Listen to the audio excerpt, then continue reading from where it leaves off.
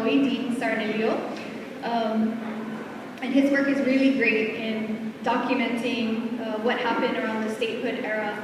But Kamokila Kambo, I learned, was actually a senator for Maui and Molokai in the 1940s. And so when they had this whole hearing about the potential for statehood in the 1940s, she was really the only and the fiercest voice against statehood at the time. And I'm going to read this one little short quote from her. So she actually demanded that she be given a whole entire day of testimony, just her. You know, they usually give you 3 minutes and then you're like, okay, you're out. She demanded a whole entire day. The hearing was held at Iolani Palace, inside the palace. She came, as the women are going to be dressed tonight in black satin with red and yellow lei, and she spoke very fiercely for a couple of hours straight. And this is one of the things that she said. She said, "I do not feel we should forfeit the traditional rights and privileges of the native of our islands for a mere thimbleful of votes in Congress. That we, the lovers of Hawaii, from long association with it, should sacrifice our birthright for the greed of alien desires to remain on our shores. That we should satisfy the thirst for power and control of some inflated industrialists and politicians who hide under the guise of Friends of Hawaii, yet still keeping an eagle eye on the financial and political pressure button of subjugation over the people in general of these islands." So for me, these are just, a couple of examples of why, like I said, it makes it very easy to be a wahine Onipa'a, because we have so many examples that we can draw upon, and that have left to us the kuleana that statement that I read earlier to, not agree to the annexation of Hawaii to America until the very last aloha aina was a very clear direction for us.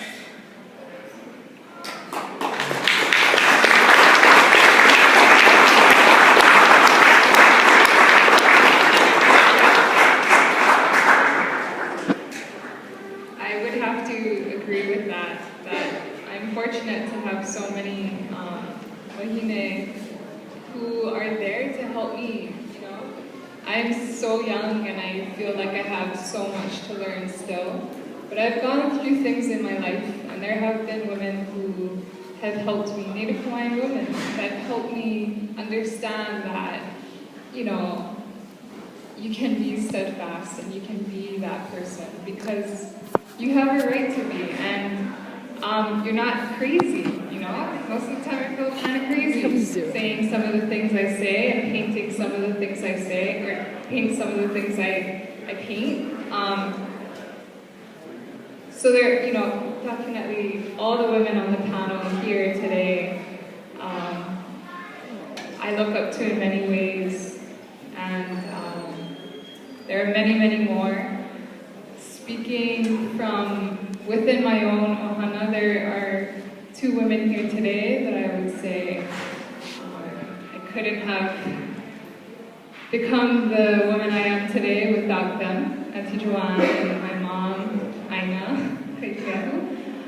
But also thinking beyond that, I have an auntie who lives in Kainehe on the island of Hawaii, and that's where our family is from. We have a really big ohana there as well, and prior to the occupation, the legal overthrow of the Hawaiian Kingdom, our family was pretty well respected. We had a lot of land, thousands and thousands of acres, and a lot of it was taken from our ohana. But you know what? There's an auntie who still lives there today. My auntie Lily Bailado, and over time my family continued to stay there. And as I think about Onipa'a, I think about this one Auntie Millie, and how even within her lifetime there have been acres that have been sold, or acres that have been taken from the plantation. The plantation takes it because they can't afford to pay the general store back for a loaf of bread, you know? And they take the land. But my family is still there, and my auntie was very steadfast and firm and rooted herself in that aina, and is so dedicated to being there regardless of seeing the loss of land, the loss of traditions. We are kapa people, we made a lot of kapa. We actually farmed a lot, and so within the Onipa'a that we were responsible for, we would grow things. A lot of the things that we would make, so the kapa, and a lot of the things we would eat.